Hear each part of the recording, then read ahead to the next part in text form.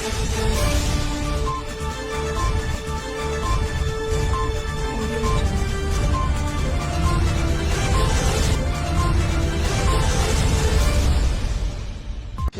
বন্দর ২৬ নং ওয়ার্ড ১ নং ঢাকেশ্বরীতে একটি ম্যাক্স কিং নামের কয়েল ফ্যাক্টরির বিষাক্ত কেমিক্যালের দুর্গন্ধে এলাকাবাসী অতিষ্ঠ।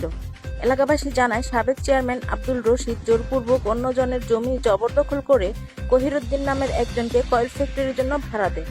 এলাকাবাসী অনেকবার বলার পরেও কোনো সাড়া করেনি সাবেক উপজেলার চেয়ারম্যান আব্দুল রশিদ। তারা জানায়, এই কেমিক্যালের দুর্গন্ধে শিশুসহ অসুস্থ হয় বিদ্যমান জনগণ। জানায়, বিগত ৩ বছর যাবৎ আমাদের এলাকায় অসুস্থের সংখ্যা বেড়ে গেছে এবং কোনো প্রকল্পের মাছ, গাছের ফল কিছুই হয় না, শুধু এই বিষাক্ত কেমিক্যালের জন্য।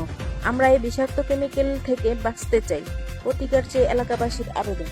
আমার পিছনে যে গ্লুপ ফ্যাক্টরিটা, এই গ্লুপ ফ্যাক্টরিটার মধ্যে অনেক রাসায়নিক ব্যবহার, কেমিক্যাল ব্যবহার করে। এই এলাকার অনেক মুরব্বী, অনেক বাচ্চাদের শ্বাসকষ্ট এবং যক্ষা এবং অনেক সমস্যায় দাঁড়াইছে।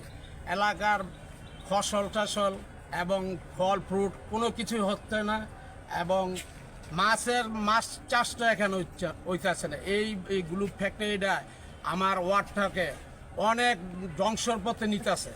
আর আমি এইটারে অনেকবার পদক্ষেপ নিছি, আইনগত প্রশাসনের জানাইছি, সিটি কর্পোরেশনের জানাইছি, সমাজ কল্যাণের জানাইছি। এখানে আসলে এখানে একটা শক্তিশালী লোক, যে আমলিকের সভাপতি, বন্দর থানার উপজেলার চেয়ারম্যান এম এ রশিদ সাহেবের এই গোডাউন, ওনার এই গোডাউন আসলে অনেক সাংবাদিক বাইরে আসছে, প্রশাসনরা আসছে। আসার পরই এরা যে কোনো ব্যাপারে কথা কইলে উল্টা হারা জায়গায় এটার ব্যাপারে কোনো পদক্ষেপ নেয় না। প্লাস আমরা যদি কিছু কইতে যাই, এই কোম্পানির মালিক ওনার এক ভাই আছে, প্রশাসনিকভাবে ডর দেখায়, হুমকি জুমকি দেখায়। ওনার ভাই নাকি এখানকার ঢাকার কোনো এডিশন এসপি আমার অনেকবার হুমকি দেয়, হুমকি সুরবে কথা বলা।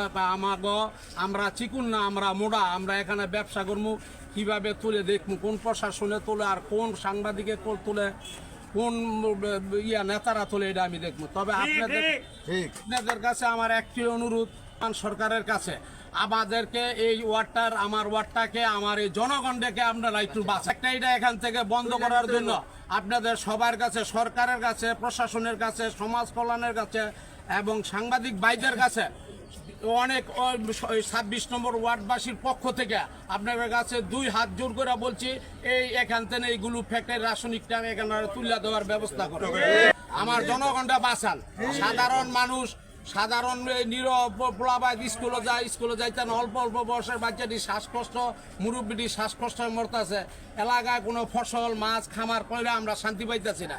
জনগণ আমার অনেক জ্বালাইতেছে যে এইটা একটা ব্যবস্থা নেন। তবে আমার দ্বারা একলা সম্ভব না। আপনাদের কাছে এই দাবিটা আমি তুলে দিলাম। আল্লাহর হস্তে এই জিনিসটা আপনারা সহযোগিতা করেন।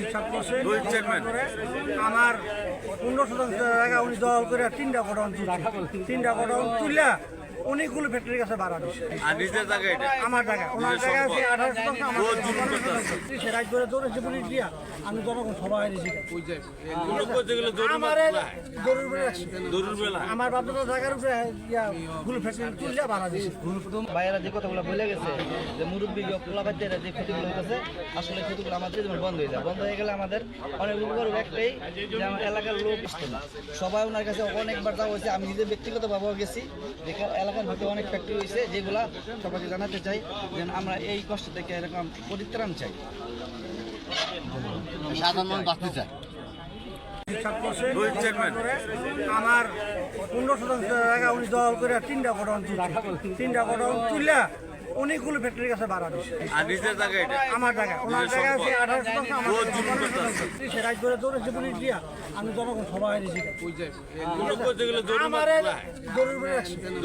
আমার বাধ্যতা জায়গার উপরে গুলো ফ্যাক্টরি তুললা বাড়া দিচ্ছে।